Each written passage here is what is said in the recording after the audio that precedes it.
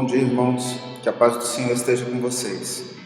Sou o professor Cleiton e hoje eu fui chamado para mais uma vez estar com vocês para conversarmos sobre a lição número 3, que é a lição Uma Igreja que Cultua. Antes de nós adentrarmos a lição e o texto sagrado, nós vamos fazer uma oração. Senhor Deus e Pai, obrigado por esse dia, por essa manhã, por esse domingo. Que seja um dia de bênçãos, que seja um dia de transformação, um dia de aprendizado e um dia de comunhão contigo e com os nossos amados. Que o Senhor possa estar conosco em cada um desses momentos e que a Tua palavra possa trazer vida, possa trazer renovação, possa trazer mudança para todos nós. Eu te peço isso em nome de Jesus e te agradeço por tudo. Amém. Lição número 3, Uma Igreja que Cultua, está baseada no texto bíblico do Salmo 100. Vamos ler o Salmo 100 agora na edição revista e atualizada de Almeida, a versão árabe. Celebrai com júbilo ao Senhor todas as terras. Servi ao Senhor com alegria. Apresentai-vos diante dele com cântico. Sabei que o Senhor é Deus. Foi Ele quem nos fez e dele somos. Somos o seu povo e rebanho do seu pastoreio. Entrai por suas portas com ações de graças e nos seus átrios com hinos de louvor. Rendei-lhe graças e bendizei-lhe o nome. Porque o Senhor é bom, a sua misericórdia dura para sempre, e de geração em geração a sua fidelidade. O Senhor abençoe a leitura da sua palavra e que nós possamos ser edificados por essa palavra. O objetivo da nossa aula, os objetivos são dois.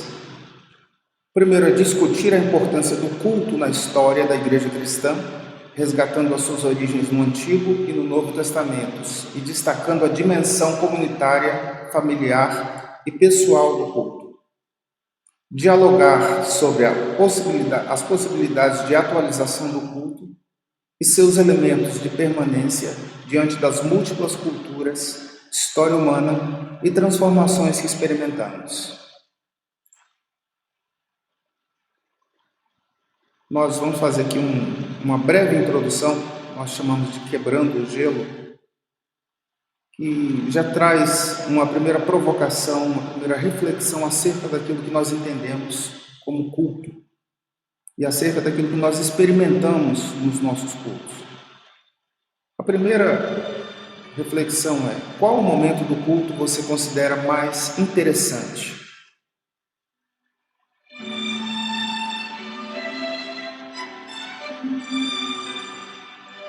Qual é a mudança que ocorre ao longo do tempo no culto que faz sentido quando a igreja cultua?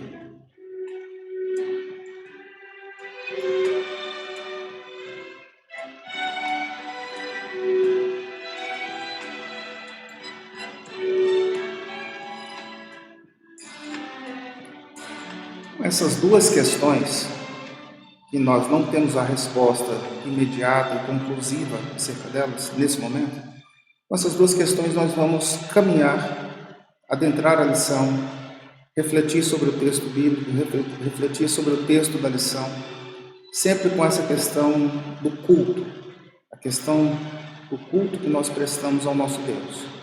Esse termo, culto, é o termo que vai permear todo o nosso estudo e vai ficar ecoando nas nossas mentes e corações ao longo dessa lição e também ao longo dos próximos dias. A adoração a Deus é uma herança significativa da religião de Israel, que foi herdada pelo cristianismo e está presente hoje na nossa forma de vivenciar a fé. Uma das formas de adoração a Deus é prestar-lhe culto. Ao cultuarmos a Deus, demonstramos o nosso amor, nos aproximamos de Deus e Ele se aproxima de nós. Ao estudarmos sobre o Salmo 100, desejamos pensar sobre preceitos bíblicos e teológicos que devem fazer parte de um culto genuíno ao Senhor. Chamo a atenção de vocês para esse segundo parágrafo que diz: uma das formas de adoração a Deus é prestar-lhe culto. É muito bacana como a revista coloca uma das formas, e eu gostaria de salientar pelo menos mais uma outra forma, que é a nossa relação com Deus na nossa vida cotidiana, a nossa relação com Deus no nosso lar, no nosso trabalho, nas nossas relações interpessoais. Por incrível que pareça, também são momentos de adorarmos a Deus. A adoração, ela não se restringe ao momento cultico, ela não se restringe à música, ela não se restringe a palavras que nós proferimos especificamente de adoração a Deus, mas ela se manifesta na vivência. Adorador, um dos conceitos de adorador é o conceito de aquele que vive para Deus. Não somente aquele que canta ou aquele que fala, aquele que manifesta publicamente uma frase de adoração, mas é aquele que vive. E viver é algo íntimo, viver é pessoal, viver é praticamente um anonimato, né? Somente nós sabemos o que vivemos. E esse momento muito pessoal, muito íntimo, muito anônimo, pelo menos para as outras pessoas, também é adoração. Tá bom? Então, vamos ampliar, na medida do possível, esses termos. O Salmo 100 é o nosso fundamento bíblico. O Salmo 100 é um convite para celebrar o Senhor da vida. A palavra celebrar significa louvar com alegria. E é dessa forma que o salmista convoca o seu povo para se colocar na presença de Deus. O povo é convocado para estar na presença de Deus, celebrando com alegria. Embora o povo de Israel não cultuasse a Deus nas congregações com tanta frequência, por dificuldades com a distância, sempre atendiam às convocações solenes com disposição e louvavam a Deus constantemente. Tal celebração se apresenta no versículo 2 como uma forma de servir a Deus. Neste versículo, o autor traz duas orientações a respeito de como o culto deve acontecer, com alegria e com cânticos. Muito bacana, muito inteligente, né? Muito instrutivo. O nosso culto tem que ter alegria e cânticos. Lá no contexto do Novo Testamento, que nós vamos chegar daqui a pouco, nós teremos algumas outras mudanças, e uma mudança interessante que é apresentada no Novo Testamento é a ideia de culto racional. O culto é racional. Nós vamos abordar um pouco esse tema já no final da lição, mas eu gostaria de complementar agora, né? Tem que ter alegria, tem que ter cânticos, tem que ter júbilo, tem que ter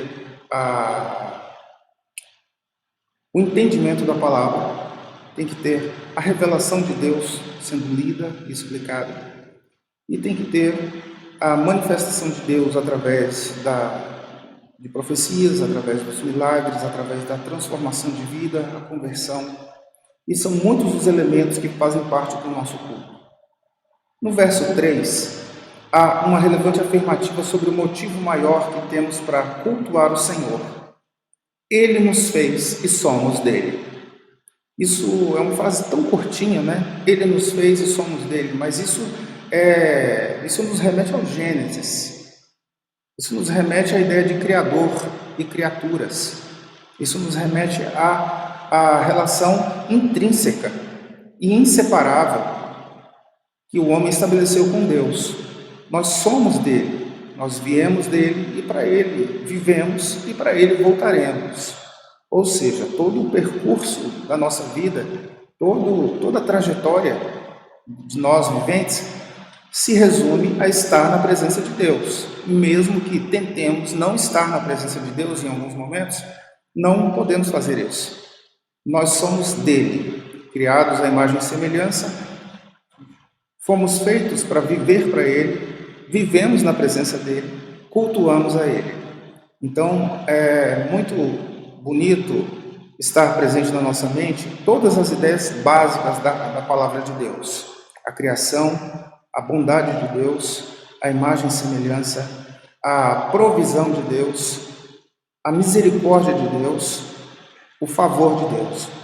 Tudo isso está embutido nesse contexto de Ele nos fez e somos dele. O salmista estabelece a relação que há entre o Criador e sua criação, uma relação de pastoreio, de cuidado. É bonito também vermos no Salmo essa relação de pastoreio, tão comum no Antigo Testamento, a relação entre pastores e ovelhas, que é o prenúncio do que nós somos hoje na nossa relação com Cristo. O pastor fala com as suas ovelhas, e as ovelhas do bom pastor conhecem a sua voz. Isso é uma das relações mais lindas que Deus estabeleceu na nossa comunhão com Ele, com o seu Filho Jesus. O fundamento bíblico, continuando, nos diz que, por isso, nos apresentamos com alegria diante do nosso Senhor. Ele nos ama e cuida de nós. O versículo 4, assim como o 2, apresenta maneiras de cultuar: gratidão, louvor, cânticos, ações de graças. E o versículo 5 apresenta a razão para agradecer. O Senhor é bom, é misericordioso, é fiel. O verso 5 é um refrão chamado de estribilho, uma parte que se repete algumas vezes, que antes de ser incorporado aos textos dos salmistas, já existia como louvor cultico da comunidade que se reunia no templo. Vocês estão vendo que o texto é recheado de referências bíblicas. Nós não temos como fazer a leitura de cada uma delas, mas isso já é uma sugestão para vocês. Por isso que está citado. Porque o que a revista está nos falando está fundamentado nesses textos que são citados. Sugiro, reforço que vocês façam a leitura, que vai ser de grande edificação e de aprofundamento dos conceitos e termos que a gente traz aqui. Saber quem é Deus certamente influencia no culto que oferecemos a Ele. Tal revelação sobre seus atributos está intimamente ligada a uma relação de intimidade, de proximidade. O salmista sabe quem é Deus porque o conhece, isto é, prova de uma experiência com Ele. Esse louvor incondicional a Deus é o louvor mais lindo que pode existir. Como veio à minha mente agora, o quadro, o cenário em que aqueles 3 jovens estavam na iminência de serem jogados na fornalha, e um deles profere as seguintes palavras, Nosso Deus pode nos salvar, mas se Ele não nos salvar, Ele continua sendo o nosso Deus, Ele é o nosso Senhor. Nós não vamos nos dobrar à estátua. E isso é um mistério, porque eles não estavam louvando a Deus como naquela circunstância, como o Deus que iria apagar o fogo e queria aniquilar aquele poder hostil de Nabucodonosor. Não. Nosso Deus pode todas as coisas. Ele pode, inclusive, não nos livrar. Mas nós louvamos e cultuamos esse Deus. Isso é uma relação muito íntima. É uma relação que excede, que transcende toda e qualquer circunstância cultural, circunstância política, econômica, circunstância de perseguição, de opressão. Essa é a relação que o texto vai trazendo para nós aos poucos, uma relação de criatura e criador que não se baseia em circunstâncias. Lendo aqui, só para recapitular, o último parágrafo. O salmista sabe quem é Deus, porque o conhece, isto é, prova de uma experiência com Ele. Conhece a história, os feitos milagrosos, os propósitos. Saber quem Deus é e o que Ele fez e faz nos impulsiona a dar a Ele um culto agradável, um culto que o glorifique. O culto na Bíblia. O Antigo Testamento prioriza o aspecto comunitário do culto. Os tempos de festa, como colheitas, o início das estações e os ciclos históricos importantes como Páscoa e Pentecostes. Eram propícios para isso. Eles aconteciam primeiramente em santuários locais como Gilgal e Betel, cidades que foram transformadas em centros de adoração, e depois no Templo de Jerusalém. É muito interessante como a gente vê uma relação geográfica da adoração, né? Uma relação espacial. Geográfica no contexto da nação, Gilgal, Betel, depois Jerusalém, e depois a ideia de templo. É uma relação geográfica e uma relação espacial, uma relação onde existe o espaço propício para fazer tal coisa. A gente, de alguma forma, herda isso, sim, né? Mas nós ampliamos esse conceito. Isso a gente vai ver mais na parte do Novo Testamento. As primeiras peregrinações registradas na Bíblia apontam que havia regularidade nas idas a esses espaços, que eram lugar de adoração, petição e de receber instruções, enfatizando aqui esses três aspectos. Esses locais eram locais de adorar, pedir e ser instruído, receber conhecimento. O sacerdote era o mediador e intercessor, e a cerimônia já trazia traços herdados desde as narrativas do Êxodo, contemplando sacrifícios e laudos dos sacerdotes para questões de saúde, por exemplo. A chancela, né? Tudo que o povo fazia, de alguma forma, tinha que ser mediado por um sacerdote. Uma representatividade legítima diante de Deus. Naquele contexto específico, sim, era necessária essa intervenção, essa intermediação entre o povo, sacerdote e a presença de Deus. Com a construção do Templo de Jerusalém, o espaço de culto ficou centralizado e a organização se tornou mais complexa. Havia uma multiplicidade de serviços litúrgicos. Além do que Moisés estabeleceu, com o passar dos séculos, né, a gente, estudando mais detidamente o comportamento da religião judaica, a gente percebe que outras coisas foram sendo acrescentadas. Chegaram a um ponto que praticamente seria impossível ser justificado mediante a prática de tantas noções alimentares, noções de vestuário, noções de calendário, noções que visavam balizar toda a conduta da pessoa. Chegou num ponto em que realmente a conclusão era óbvia, né? Por meio disso, ninguém poderia ser justificado, porque o aspecto cultico foi se complexificando, foi se tornando cada vez mais cheio de regras e cheios de outras características que foram muito além do que Moisés já havia estabelecido, a ser considerado por alguns como impossível de ser praticado. Mas isso aí é uma outra parte que nós vamos ver também mais um pouquinho à frente. As grandes festas, particularmente a Páscoa, atraíam a Jerusalém algumas vezes por ano pessoas de várias partes. Os salmos como 100 e 117 nos fazem imaginar o momento do culto propriamente dito. O Salmo 84 fala da expectativa da chegada ao santuário.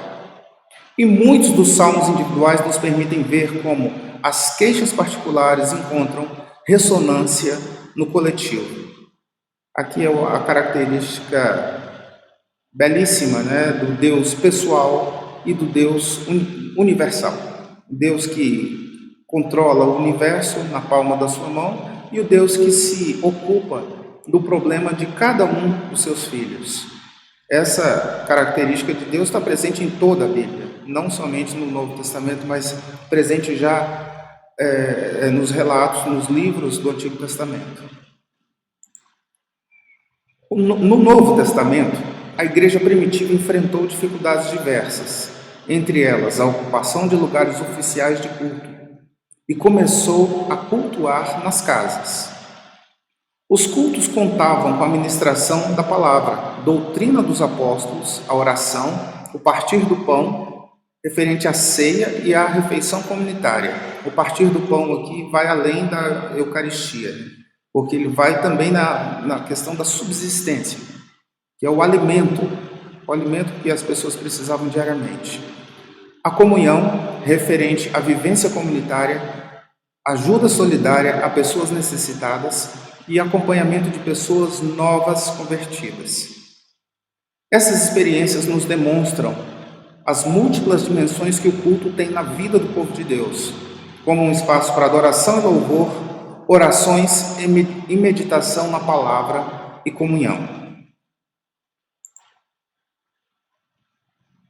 Palavra que ilumina a vida. Nossa linguagem mudou. O jeito de encarar a vida e a dimensão geopolítica do mundo são totalmente distintos da época do povo da Bíblia. Se formato, linguagem, tipos de instrumento podem variar de cultura para cultura, existem princípios que não devem mudar. A centralidade do culto está em Deus. É por Ele e para Ele. E por isso todos os momentos do culto se dirigem ao Senhor. Adoração, confissão, louvor, edificação e dedicação são manifestações de um caminho que aponta para uma comunhão mais íntima e completa com o Altíssimo. Ao longo da história, o culto assume funções secundárias à adoração a Deus, que não deixam de estar conectadas aos propósitos divinos, fortalecer a memória e a esperança do povo em momentos difíceis, celebrar a alegria do reencontro entre as pessoas e as conquistas recebidas de Deus. Muitas pessoas que estudam o culto ao longo da história e amam os temas ligados à liturgia nos alertam para os perigos dos desvios do culto.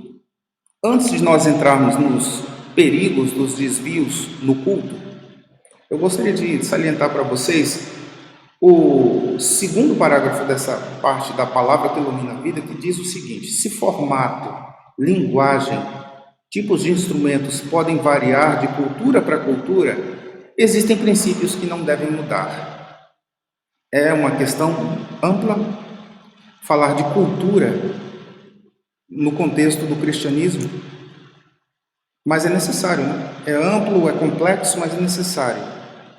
Os mais radicais podem até dizer que nós não devemos absolutamente nos basear em cultura e nos basearmos somente na palavra. Existe a possibilidade de uma mescla, né? De fazer um mix de cultura contemporânea e aquilo que nós praticamos no nosso culto. Existe a possibilidade de nós nos perdermos na cultura e esquecermos completamente como é que se cultua a Deus de acordo com a orientação bíblica. A maior necessidade que nós temos é a necessidade de ter sabedoria, identificar aspectos culturais, identificar aspectos teológicos, identificar aspectos comunitários, porque uma comunidade também se distingue de outra. Nós vamos cair naquela questão dos usos e costumes. No entanto, nunca deixando de perceber que se você for colocar numa balança cultura e palavra de Deus, a palavra de Deus sempre vai ter o maior peso. E os princípios, a imutabilidade de Deus tem que prevalecer de acordo com aquilo que nós acreditamos que é o poder predominante. Nós não podemos negociar a divindade, não podemos negociar os fundamentos da nossa fé, não podemos negociar aquilo que a palavra diz que é inegociável. E negociar, quando eu uso esse termo, eu faço menção à cultura, né? Tornar as coisas mais frívolas, tornar as coisas mais fúteis e tornar as coisas mais palatáveis, às vezes, né? Para aquele que não conhece a palavra, e fazermos do Evangelho uma coisa desconfigurada daquilo que ele é na essência. Então, formato, linguagem, tipos de instrumentos variam, cultura varia, usos e costumes variam, porém, existem princípios que não devem mudar. Vamos ver. Agora, entrando naquela questão dos riscos que nós corremos, né, de subverter a ideia básica de culto. O primeiro, centralizar a palavra ou a adoração nas necessidades humanas e não na grandeza de Deus. O culto é um serviço a Deus, mas corremos o risco de transformá-lo em um serviço à humanidade quando as mensagens e músicas falam apenas sobre dilemas humanos e estratégias de superação de dificuldades. Quando o texto cita estratégias de superação de dificuldades, a gente pode citar também, né, fazendo uma licença aqui, algumas igrejas, algumas pregações ou alguns pregadores que têm adotado aquele perfil mais voltado para a performance da ovelha, do membro, da membresia, que é você, a partir de conceitos bíblicos, você tirar o melhor da pessoa, na performance, no mindset, no expertise. São palavras bacanas, né? Muito relacionadas à questão do coaching, que é algo importante nos dias de hoje, serve para ajudar muitas pessoas a se desenvolver. Porém, evangelho não é ferramenta de desenvolvimento pessoal no contexto de mercado de trabalho, ou no contexto de competitividade, ou no contexto de enriquecimento, faturamento, estatísticas, Excel e outras coisas mais. Não é. A palavra de Deus, ela quer, em primeiro lugar, salvar o homem, salvar a sua alma da perdição, tirá-lo do inferno e trazê-lo de volta para o Pai, para que nós tenhamos a oportunidade de viver a eternidade com Deus. Se alguém pode ser aperfeiçoado neste mundo, através da palavra de Deus, e ter uma performance melhor em áreas seculares, isso é até louvável, porque nós temos que dar o nosso testemunho onde a gente trabalha, onde a gente vive. No entanto, a palavra, ela tem um objetivo primordial: revelar os desígnios de Deus para a humanidade. E isso é inegociável. Isso não pode ser substituído por estratégias, por marketing, por firulas e por outras coisas que são tão peculiares do nosso mundo contemporâneo. Né? É preciso ir além e anunciar o caráter de Deus Pai, Filho e Espírito Santo e a mensagem da cruz. Denunciar o pecado individual e coletivo, social. Todos pecaram, né? Todos carecem da glória de Deus e todos precisam ser redimidos. E relembrar as renúncias necessárias para herdarmos a vida eterna. O segundo perigo: priorizar formas e rituais ao invés de deixar espaço à vida e ao mover do Espírito. Se por vezes nos aprisionamos às velhas fórmulas de culto que se esvaziaram de significado, outras vezes sucumbimos às fórmulas de sucesso para deixar o culto mais atraente, abrindo mão do preparo espiritual em oração e busca por discernir a vontade de Deus, que é a quem cultuamos. Não podemos abrir mão do bom senso. Essa parte 2, o item 2, ele mostra para a gente essa dicotomia, essa dualidade que é a cultura e a palavra de Deus. De fato, nós mudamos muito, né? Nós tivemos tantas épocas diferentes na igreja, épocas em que tínhamos problema de comunicação porque se falava um único idioma, épocas em que a música sofria várias restrições na igreja, época em que determinadas palavras não poderiam ser ditas, determinados ritmos não poderiam ser tocados, e tudo isso vai mudando com o passar do tempo. A cultura é muito dinâmica, e a cultura, via de regra, tem a sua influência, sim, dentro da igreja, até porque nós somos seres forjados nessa cultura, né? Nós nascemos nesse contexto cultural. No entanto, isso não é o essencial. O essencial não é a questão cultural. Cultura muda. A cultura de hoje já é bem diferente da cultura de 10 anos atrás, muito diferente de 20 anos atrás e absurdamente diferente de 30 anos atrás.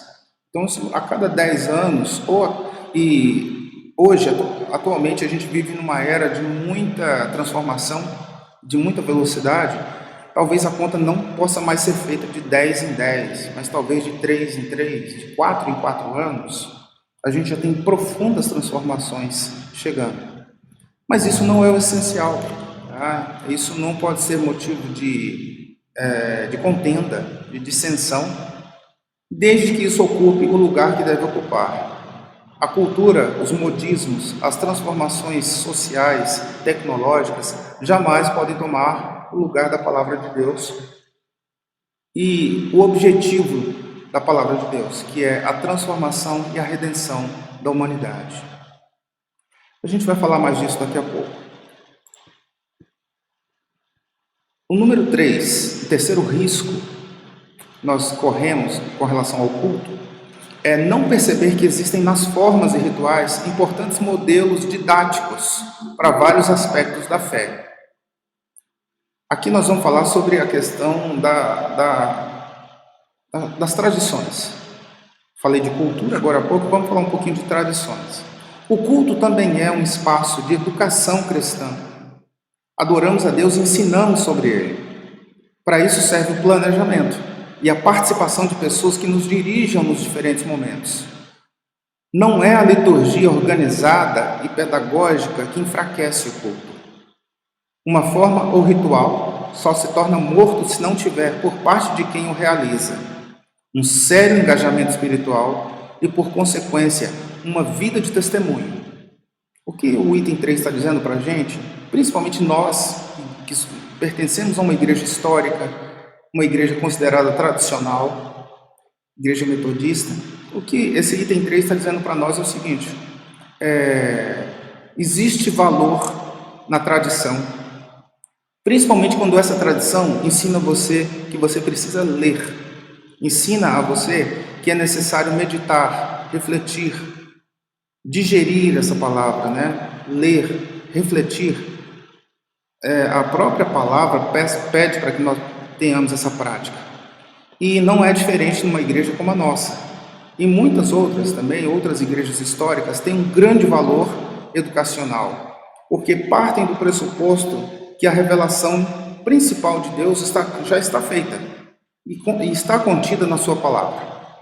Palavra que precisa ser lida, compreendida, à luz do nosso entendimento humano e também, e principalmente, à luz da revelação do Espírito Santo, que é quem nos convence, quem nos ensina, quem nos explica aquilo que nós não temos capacidade de compreender num primeiro momento. Então, existe valor sim na tradição, existe valor sim na liturgia. Liturgia, eu falo a palavra liturgia e sinto uma certa velhice nessa palavra, né? Porque muitas e muitas igrejas novas, igrejas contemporâneas, nem citam mais essa palavra. Palavras, parece que são palavras que já estão saindo do vocabulário usual. Mas o que é a liturgia? É a organização mínima daquilo que nós precisamos fazer para que nós tenhamos um culto que seja, como o salmista disse, alegre e com cânticos, e como o apóstolo Paulo fala, que seja um culto racional. Nós vamos fazer tudo isso, né? Cantos, alegria, testemunho, manifestações espirituais e racionalidade, sim. Afinal de contas, como diz um pensador da Idade Média, a razão foi a coisa mais bem distribuída por Deus aos homens. A gente pode, né, pensar muitas coisas acerca disso, e isso é bem interessante, porque o pensador estava querendo dizer o seguinte: o homem é dotado de razão, e o homem deve utilizar a razão que foi dada por Deus. E o nosso culto, como diz o apóstolo Paulo, ele tem que ser um culto racional. E a liturgia é a base dessa racionalidade presente no culto. É a ordem de culto, é o passo a passo, é o que vai ocorrer, de que forma vai ocorrer e fundamentado em que essas coisas estão ocorrendo. Então, a gente consegue compreender que essa liturgia ela não traz frieza para o culto, ela não traz intelectualismo, falta de fé, falta de manifestação espiritual, falta de fogo, falta de de poder. Não. A liturgia é simplesmente a parte racional do nosso culto. E ela é também inegociável. Não dá para começar um culto sem saber o que vai acontecer. E usar aqueles recursos retóricos, né? O Espírito guia. Deus vai dar orientação e tudo vai dar certo no final. Não, essa retórica ela não pertence à nossa concepção, à nossa teologia e à nossa forma de ver a manifestação de Deus no culto e a nossa manifestação para Deus no culto. Uma forma ou ritual só se torna morto se não tiver por parte de quem o realiza um engajamento espiritual e, por conseguinte, sequência, uma vida de testemunho. 4. Desvalorizar completamente o valor da tradição e seu aspecto identitário. O identitário aqui é a nossa identidade. A forma de cultuarmos a Deus revela a nossa identidade como igreja e a nossa teologia. Cada momento do culto, adoração, confissão, louvor, edificação, dedicação, intercessão e bênção, reflete essa identidade. Por isso, ela não deve ser desprezada. Essa identidade é a maneira como nós lemos a palavra e a maneira como nós criamos a nossa maneira de interpretar a palavra. O arcabouço, as regras, o conjunto de normas, aquilo que nós entendemos que é correto à luz da palavra de Deus. Nós não podemos negar essa identidade. Por termos uma identidade é que chegamos até aqui. E creio que chegamos até aqui e ainda não nos corrompemos. Temos uma identidade muito forte. A nossa identidade ela já remonta a séculos. A nossa identidade metodista, especificamente metodista. Claro que primordialmente cristãos e depois seguindo alguns preceitos metodistas. A nossa identidade é tão forte que ela já mudou culturas, já mudou nações, ela já mudou destinos, ela já mudou muitas histórias, não só no nosso contexto local, mas no contexto mundial. Isso tem valor. Portanto, a flexibilização do formato não pode levar à descaracterização da identidade doutrinária da igreja. A gente vai trabalhar mais ainda esse tema a partir de agora. A busca exacerbada por bênçãos pessoais ou a ênfase na questão financeira, bem como os exageros nas experiências de êxtase, estão fora da nossa identidade teológica e precisamos evitar que isso aconteça, pois só assim o culto seguirá ocupando a sua função de nos conectar de modo pessoal e comunitário ao Deus que nos criou, ao Senhor que nos salvou e ao Espírito que nos move missionariamente, a quem nos reunimos para adorar. Só para explicar um pouquinho esse texto ali, que o autor do texto da revista, ele fala que precisamos evitar que isso aconteça. Eu acho interessante esclarecer, porque antes dele falar isso, ele cita busca por bênçãos pessoais, ênfase na questão financeira e exagero nas experiências de êxtase. E ele conclui, é preciso evitar que isso aconteça. Na minha ótica, ele não está dizendo que algumas manifestações espirituais, ou que bênçãos, ou que transformação de cenários caóticos de vidas não sejam transformados. Isso não acontece. Acontece sim, acontece. Mas, eu já falei uma vez e vou falar novamente, o objetivo primordial é a salvação eterna. É claro que a nossa eternidade começa de alguma forma aqui. Nascemos e um grande mistério é esse. Nascemos, vamos passar por alguma experiência de morte, mas nós, uma vez nascidos, já temos uma conexão com a eternidade. Isso é o mistério de Deus e o grande objetivo de Deus é fazer com que nós passemos a eternidade com Ele.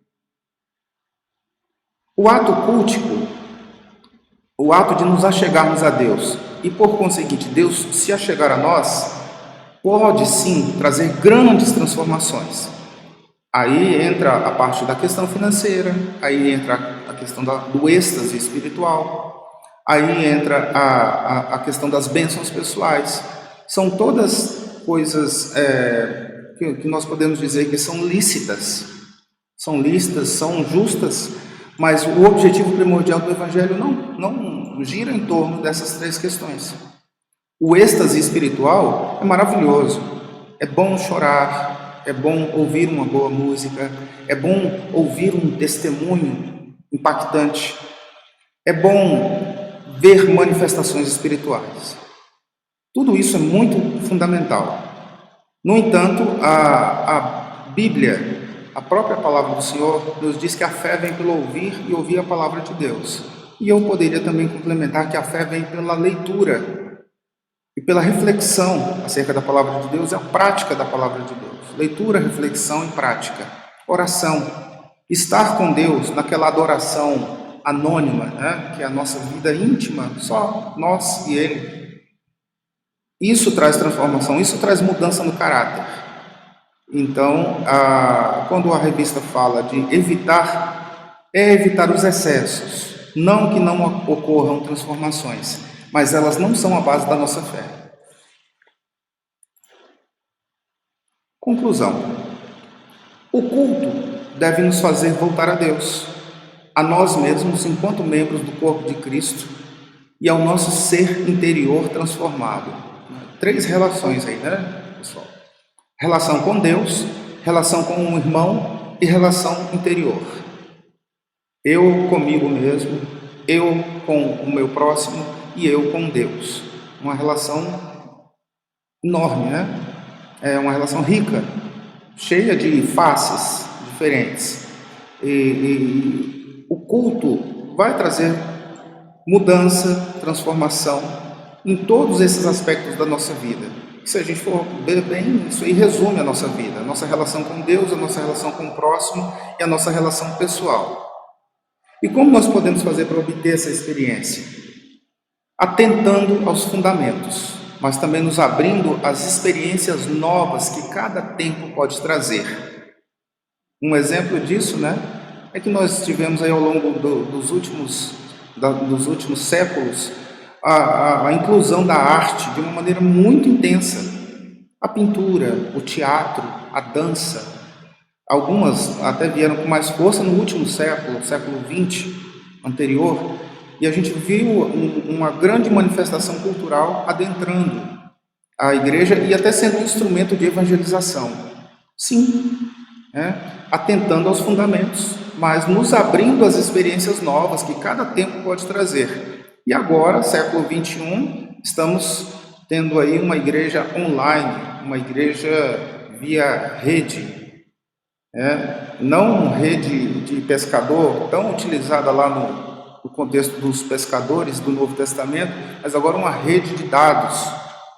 São tempos novos, são momentos novos que trazem grandes desafios, mas se nós estivermos atentos aos fundamentos, nada nos impede de utilizarmos quaisquer que sejam os instrumentos que a cultura humana nos traz.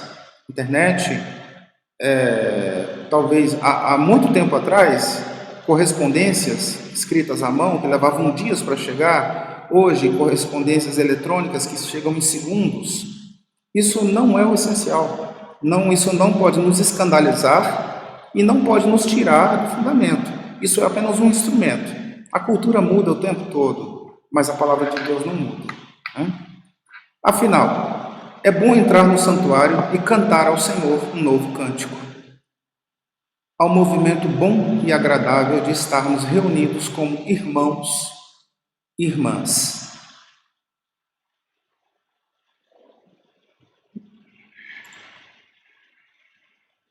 Nesse momento a gente vai fazer uma breve reflexão sobre uma pergunta importante.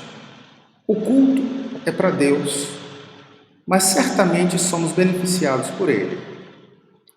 A pergunta que quer provocar uma reflexão em vocês é a seguinte: o que o culto proporciona às pessoas cristãs? Por que os cristãos cultuam? E qual é o resultado desse culto que nós prestamos ao Deus único, verdadeiro, Criador de todas as coisas e que permite que nós tenhamos uma relação pessoal com Ele.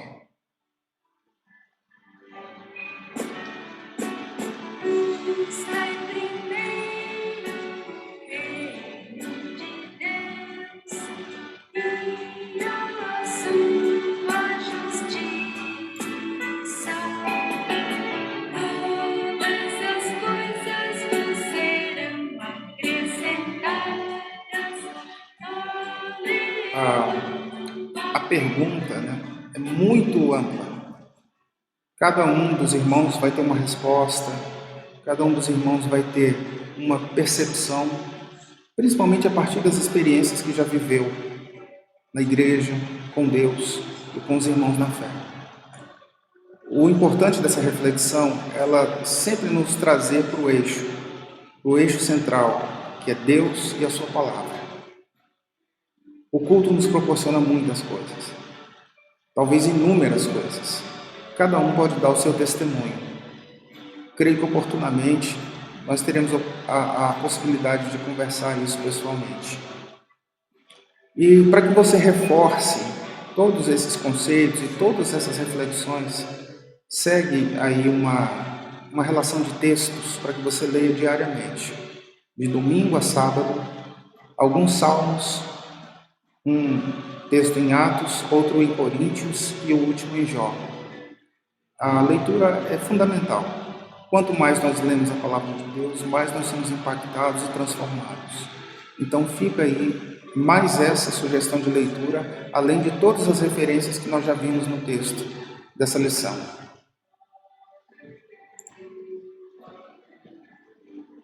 A referência bibliográfica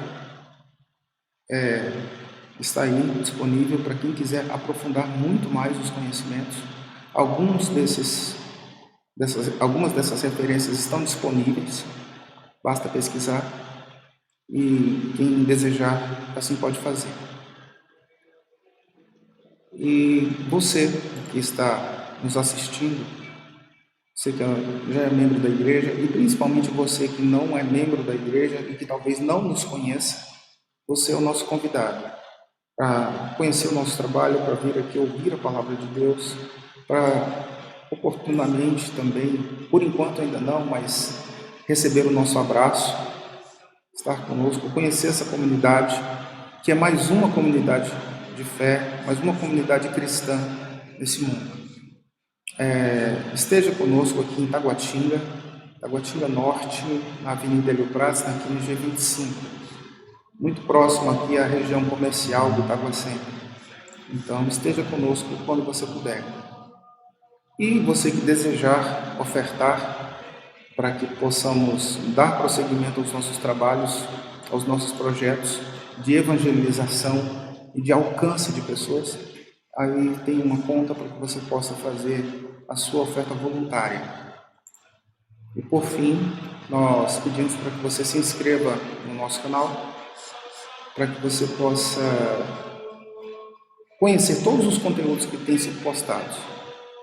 São conteúdos relevantes, são conteúdos de transformação, são conteúdos de vários professores e que certamente Deus vai abençoar a sua vida se você puder assistir alguns dos nossos conteúdos.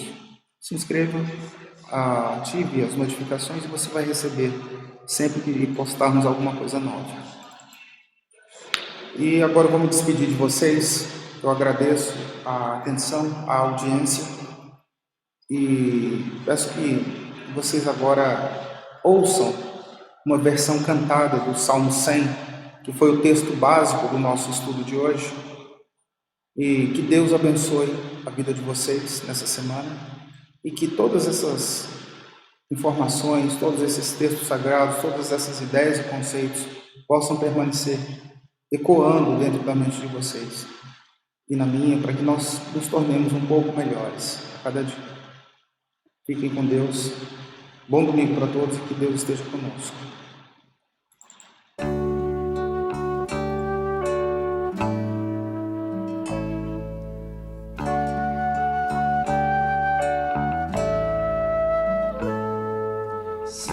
Celebrai com júbilo ao Senhor das terras, servi ao Senhor com